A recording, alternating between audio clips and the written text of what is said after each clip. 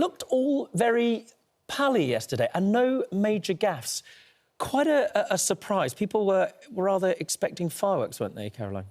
Yeah, they thought there'd be more hot words about what they disagreed on, whereas actually it was quite, friendly. It was, the points where they clearly, when they came to the press conference and questions were being asked about Israel and Gaza, it was more a case, we agree to disagree in those areas. So I think the tone of it all was about constructive, friendly engagement and getting across some of the messages about, obviously, the big tech deal, the nuclear reactors deal as well. That was all important. But, yeah, I think, on this big scheme of things, given what might have happened, it couldn't have gone better. So is it a win for Keir Starmer?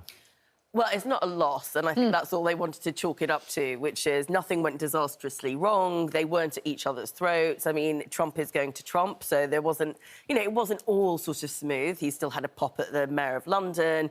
He did disagree on Palestinian statehood. So I can't say that Trump's ever going to change, but he obviously wanted to have a nice visit here. He obviously wanted to be on the world stage and look like a dignified presence, and I think he did that. Yeah, he thought it was beautiful. He said that about 1,000 times, I think, the whole trip. I think that's the biggest compliment. But I think he finds the experience of the royal family genuinely appealing and rather kind of delicious. He had a huge respect for the Queen. Yeah. He seems to really love the King. So that, would you imagine, in the scheme of his life, that would have felt like a treat, do you think? I think he said it himself. He did say on a number of occasions, this is the first time a president has had 2 state visits. But I think he sincerely was, in awe of the occasion and how special it was. And I think that set the mood for everything. And let's be honest about it.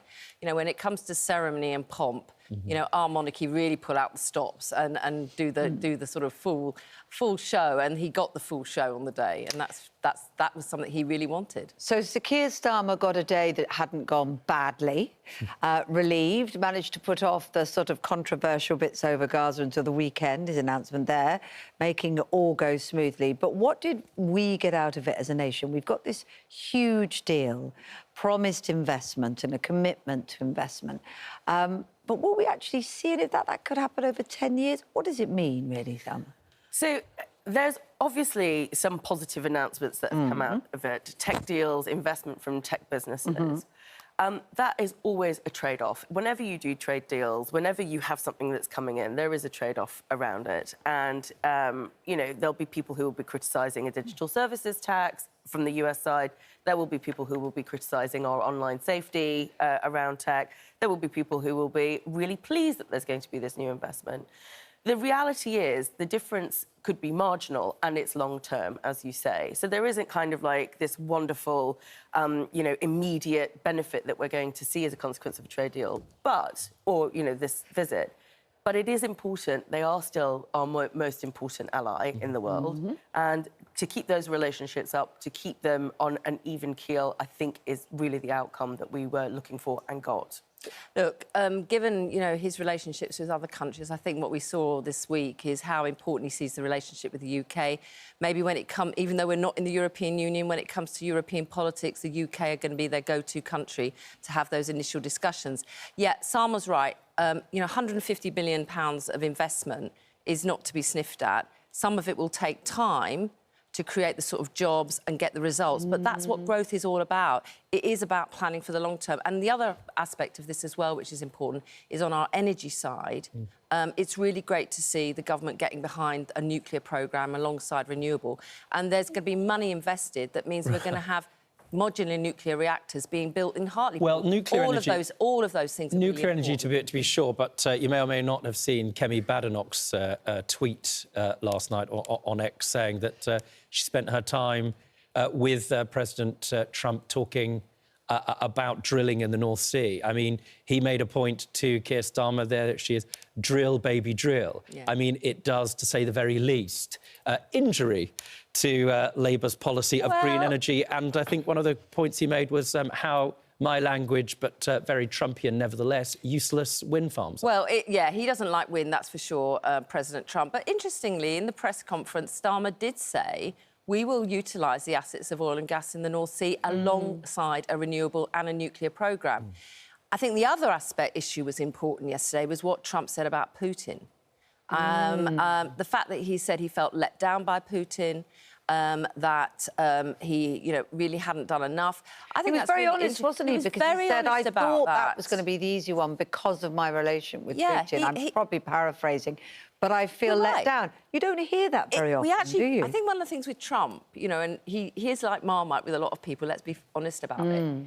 But he has an approach to things. He reveals things about his insights into things. And he basically said just what you said, Kate. I really expected more. I'd invested in this relationship with this guy, and he's let me down.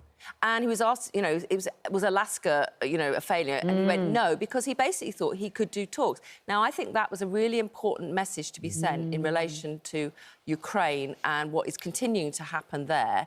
What it will mean, we don't know. But I think, actually, you don't often get a world leader, or any politician for that matter, revealing that amount of insight in terms of what they thought they could do. The perception, and often the case, that he's telling the truth, he's being authentic. Yeah. And that is the thirst that the public have for all of their politicians. And sometimes it's a mirage and they'll drink the sand. But when you get somebody who says, yeah, this is what I think it is, that's pretty attractive in a world where politicians come on with prepared answers. Absolutely. I can absolutely see why that's attractive. And, he's sort of a made-for-television president. It's kind of like leaving some people on a cliffhanger, giving people that sort of nice completion of a storyline from time to time. He moves people on with that narrative. The only thing that I worry about with regards to Trump and the authenticity, as you term it, is that what does that actually mean? Yes, he knows that Putin sort of led him down the garden path. So what does that actually mean for Ukraine now? Does that mean that he is going to put out more American capital to invest in weapon systems for Ukraine?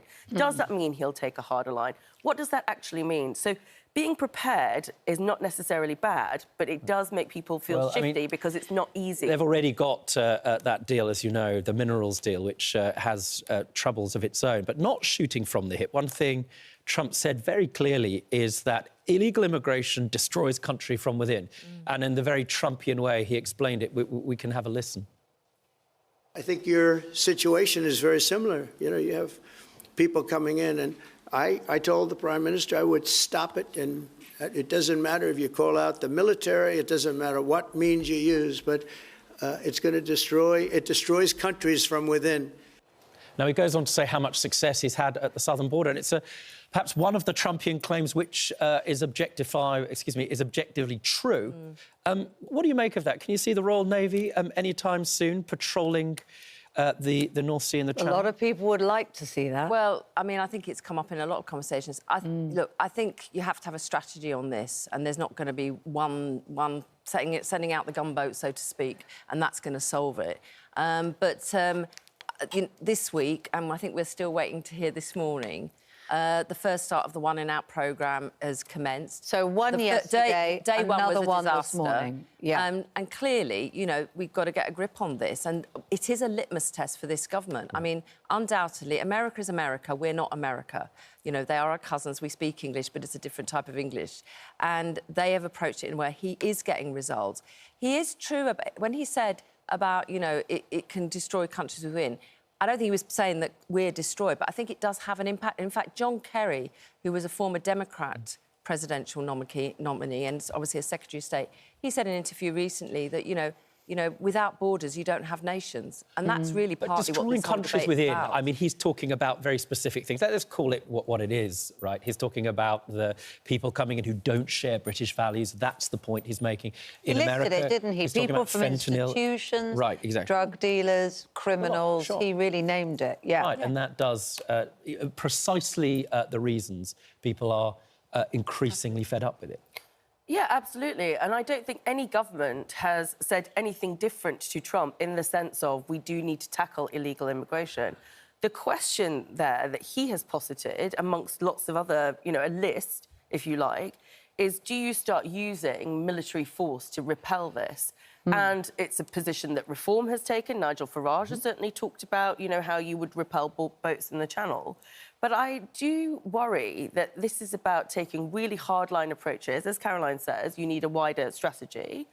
And hardline approaches to things that actually might require some real human compassion. So it's not just about what happens in the Channel. It is about having safe and legal routes for people that are coming in and being able to dispel and repel that migration track before it gets to this dangerous point. So the one that we've got in place, the strategy in place, is this one in, one out, isn't it?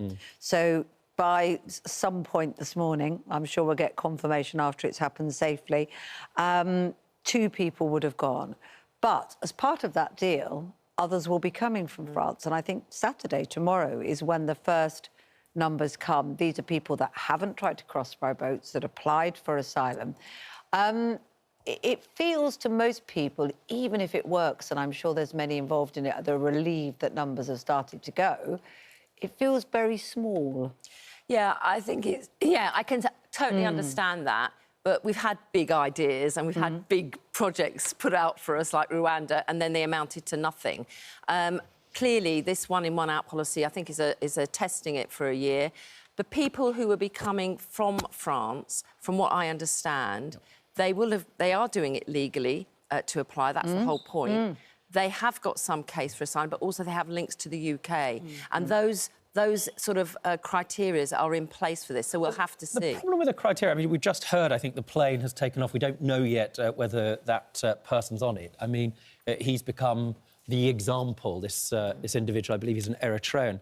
The thing about it is that when they're in France, here's the thing, they can make precisely the same claims under the European Convention of Human Rights, Article 3, prohibition against torture, and, look, I've got a family member over there, and so therefore I'm entitled to settle in the UK, as they could to prevent them from being deported. And as you know, your ex-colleague, and whether still a friend of yours, Jack Straw and others, saying we need to withdraw from the ECHR. I think David Blunkett's saying the same thing, because regardless whether you have one in, one out, whilst there's still the opportunity to make this legal case, it makes no difference. Yeah, and I think there are a lot of voices, including Jack, David and others, and actually colleagues in politics across Europe who are saying there has to be a discussion, not necessarily to withdraw from the whole of the ECHR, but actually to say, well, look, what is our interpretation of it? Are we getting the balance right between the rights of those individuals, for example, that's used right to family life, and the rights of a country to be able to say, well, actually, no, you haven't really got enough of a claim to be here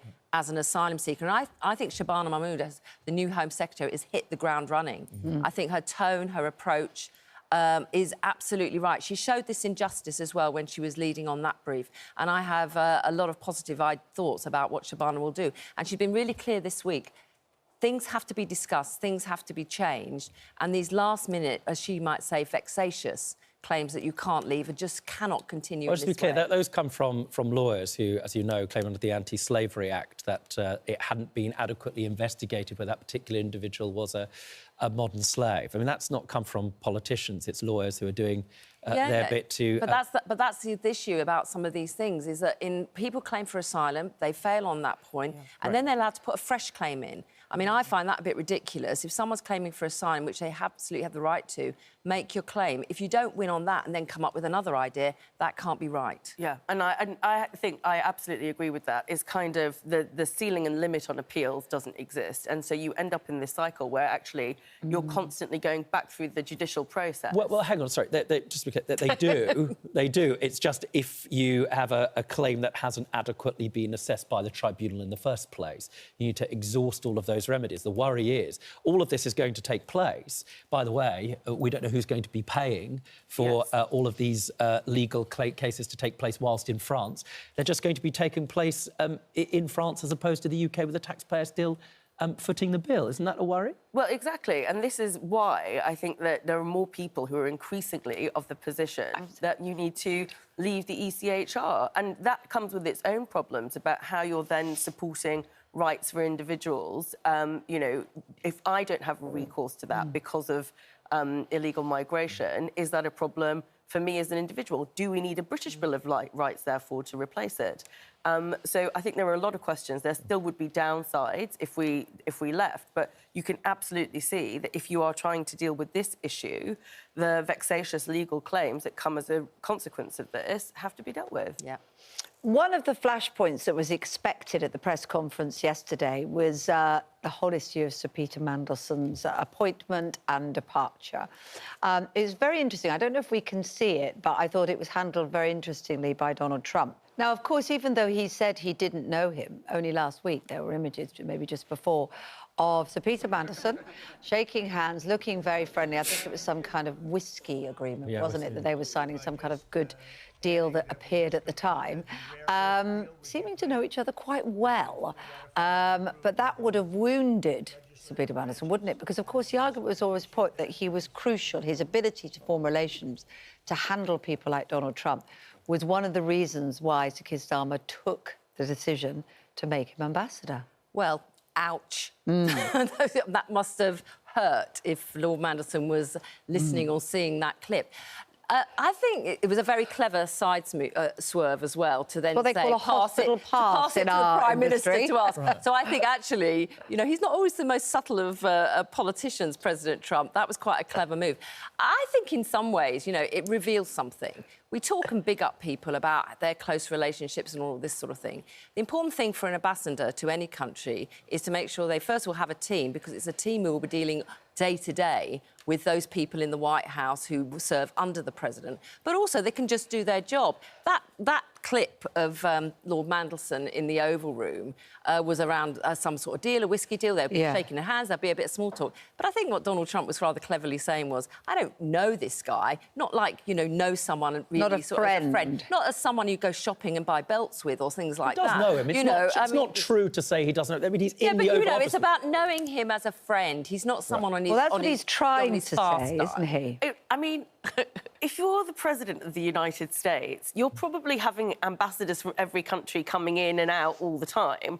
And so you might have a working relationship with someone, but you might see them like once every other month or once every 3 weeks or whatever it might be.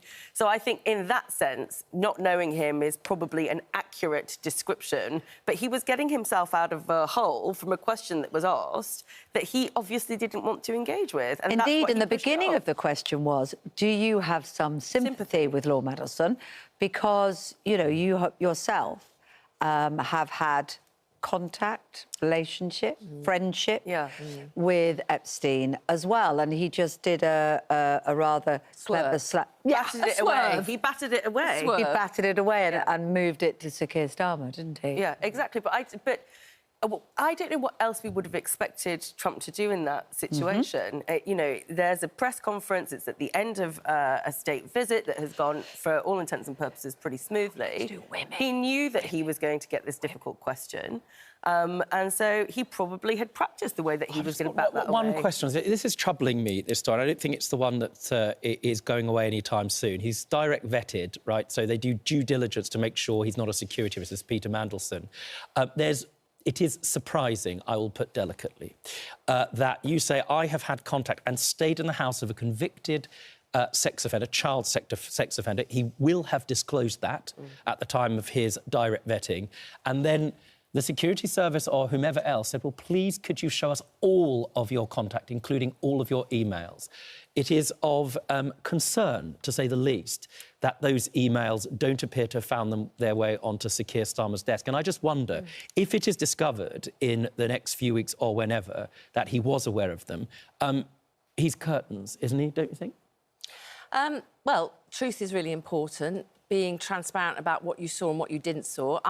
In terms of the coverage over the last week, Rob, since we last talked about this last week, what is concerning to me is if it is the case that people who work in Number 10 around Keir Starmer, that the Foreign Office and others, the civil service servants as well, saw things in emails and didn't bring that to the Prime Minister. And that is what is being said didn't happen. Right. I have to say, you know, as a former minister myself, you know, one of my sort of asks of everybody I work with is, please don't wait to 5 to midnight to tell me the bad news. Please let me know in advance. And if they hadn't done that, and I don't understand why they wouldn't do that, there seemed to be a thing where actually the civil service, we asked Lord Mandelson for some answers, he didn't come back in time. Well, Peter Mandelson would know that Wednesday is Prime Minister's questions time, so why wasn't he responding quicker than he seemed to have done, according to Number 10? So we shall see. Particularly truth will out about this. Wednesday, there are embarrassing emails to come out. He said that on camera. But the issue now is that if Lord Mandelson, and for all intents and purposes, by all accounts, he was transparent about all of this going through his security processing, if it does transpire that the Prime Minister knew something about this and went ahead with the appointment anyway, I don't think he can get out of it and just sort of brush it under the carpet. I think you're right. I think there will be serious consequences about him, his judgment, and how he made the decision that he made. Shall we talk a little bit about the girls? We've done a lot on the boys. Shall we talk about the huge soft power moment yesterday of Melania, the Queen, and the Princess of Wales? She sort of said goodbye, Melania, didn't she, to the President at Windsor, and then had some time for herself and connected to the project she does in the US that she's focused on with youngsters and learning. I mean, this was sort of seriously soft power and rather lovely and revealing. You liked it, didn't you? I did. Rob's very intrigued by the outfits of Melania, aren't you? Put me on the spot. I was surprised. It was a bold choice to look. Which outfit are you talking about? Well, the about? late Queen, the one for the state dinner, always wanted to be seen, so she often wore bold colours. Never quite an homage to a highlighter in precisely the same way. The yellow and the pink belt. It was a curious choice. I did wonder at one point whether, I'm going to get into probably trouble here, whether there might be perhaps a fashionista. I'm going to put it this way, gay, who's anti-Trump, who's giving her bad advice to sabotage her on purpose. But that just might be my Was it the off the shoulders that you didn't like? I did read somewhere someone saying that it was quite daring to wear something off the shoulder at a state banquet because, I mean, it's still the royals, isn't it? You still have to sort of... I mean, a little bit I of think covered flesh. shoulders at a minimum is required. So given her first outfit that I became aware of, which was with the wide brim hat... Which looked like a sort of... and then a grey sort of column suit. Sorry, Kate, you were saying... Only because it looked like an exclusion zone around her. Don't look me in the eye. Like a flight exclusion zone, and you could only see her eyes when she looked up. Yeah, and to be honest, she's got gorgeous eyes, and some people were saying it's because she didn't want to detract from her husband. The present, rather lovely. And then we had this, gorgeous yellow and I think pink belt at the state thing. So I mean, I don't know. Didn't you like it? I think it's Yellow's not my colour. It must be quite stressful to have to, pack your Possibly bag and stressful. think about how you're going to present yourself. And also, it's so difficult because the royals know how they're doing this, and the Princess of Wales turns out in this stunning gold lace number with her tiara. Doing brilliantly. She's never off the Lovely mark to on see this. what they were doing yesterday. When Kate talks about soft power, it is those relationships that humanise leaders. And they went to see young people alongside... Scout group, wasn't it? Scout And group, yeah. they had honey sandwiches, some honey brought from the US that they brought, and some made, I hope they got the right regulations for that. But yet more... they like honey, the kids there. Yet more evidence. And it's an interesting thing. A number of us have had the privilege of encounters with the Princess of Wales, but kind of what an asset she is. And sitting next to Donald Trump, being with At the banquet, Melania. We didn't see so much of William this time, but it is a difficult job. It has all the outward vestiges of, palaces and the rest of it, but to be able to engage with everybody so effortlessly is a good example of the purpose and mission of I think the she's the royal real family, deal. right? Yeah, I She's think brilliant. it comes naturally to her as well because she's really interested. I think her background speaks to that as well. But also, there's a generational thing as well. I mean, King Charles, Queen Camilla are in their sort of late 70s. They can do certain things, but William and Kate can do other things, like sitting down at a jamboree with the Scouts with Melania. Not so much She William. looked more comfortable, I thought, Melania, in that situation. I've got to ask you whilst Kate's coughing away there. Really very... It is... What's going on? My aftershave is it's fragrant for a Friday. Oh, beautiful, thank you. Just a last one. Jeremy Corbyn and Zara Sultana. This, I have to say, exactly my reaction. It's like the life of Brian. They started a political party. It's broken up from the beginning with her claiming that the blokes involved are all sexist. Does this come as a surprise to you, or is this just how you expected Jeremy Corbyn's party Yeah, I to mean, go? it's a history of Trotskyism. Put six of them in a box and they'll go through six at different ways. I mean, it's really interesting because obviously, I think there's a generational thing going on here as well. Again, Jeremy is, old style, left in his 70s. You're saying you're sexist, right? I think there is something about that, I have to say. I wouldn't say sexist, but I think there is something about, in politics, and it's not just on the sort of what I would call the sort of far left. It's across it. But for this, you've got Jeremy Corbyn. I think there are some 5 independent MPs who are all men as well, trying to squeeze her out. I mean, they haven't come up with a name. I still think my idea of the leftovers is quite a good name for their party. But, you know, it's out there if they want to use it. But, you know, Zara is coming up against this and she's trying to, you know, get her elbows out there and make a claim. Who knows? They're meant to launch the end of this month. Let's see. Good luck on that one.